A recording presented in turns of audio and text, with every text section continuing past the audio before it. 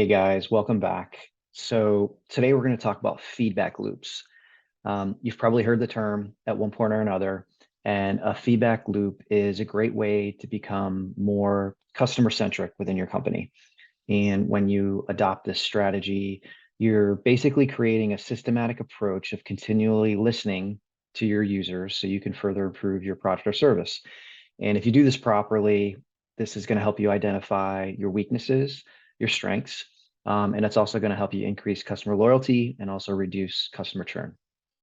And if you think about it, even if you aren't doing a customer loop now, you've probably likely been on the other end of a feedback loop at some point with the brands that you use. So for instance, I'm a regular user of Marriott and I've stayed in their hotels over many years for business and personal travel. And often they'll reach out to me to get my feedback on a recent stay, or maybe there's a new feature that they recently launched on their app. So I'll give my feedback and they're good at following up so I can understand what the updates are, or the enhancements that they're making to improve my experience. They're listening to me, they're actually doing something about it, and they're letting me know the outcome. So our relationship is in that constant loop, which is why I stay loyal to them. Now, there's different ways you can design a feedback loop. I think it's best to keep it as simple as possible. So let's think of it as a four-step process. And the four steps are gathering feedback, analyzing that feedback, acting on it and testing it, and then following back up with your customers on the outcome. So if we start with gathering feedback, this is really your starting point. This is where you're going to first start hearing from your customers. There's a lot of ways that you can do this. You can use online surveys, like a survey that captures NPS scores, and then there's a video open-end follow-up that asks why they gave that score. Or maybe you have an ongoing customer satisfaction test that you want to tap into. You can do one-on-one chats. There's even platforms out there where you can look at reviews like Google reviews or other social media sites that can give you, a better understanding of what customers think of your product or service. I personally like one-on-ones. I think it allows you to have a really focused conversation with one customer at a time and really dig deep into certain issues. And this can also help you get the positive and negative feedback that they have.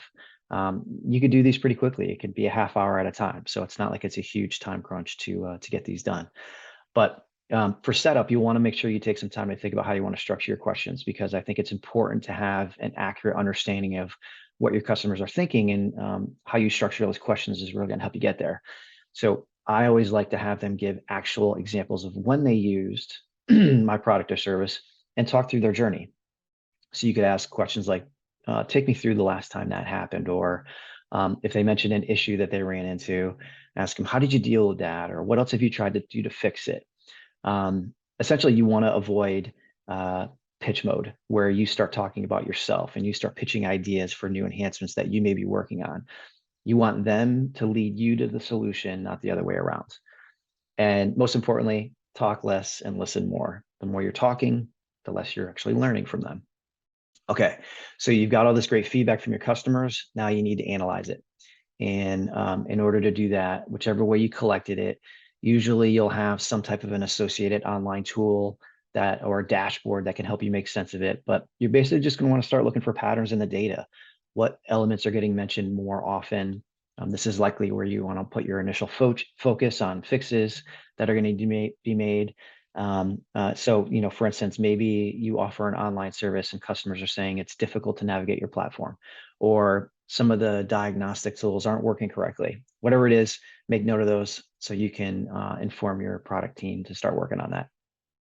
Okay, stage 3, acting on the feedback and testing it. So now that you've analyzed all your feedback and you've got a good understanding of all the areas that need to be addressed, this is where you can start testing it. So, maybe you're going to run some A/B tests of one variation of a fix versus another to see which one enhances the experience best.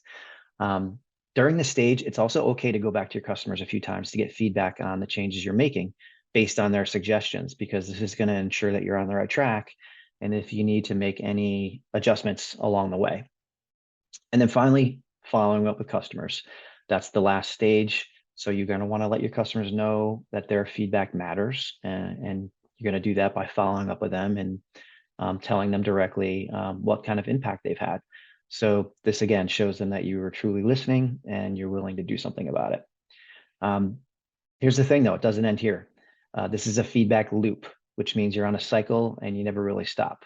So at this stage, you're going to go back to the start of your process and do it all over again. Start gathering feedback on the next phase of your product enhancements.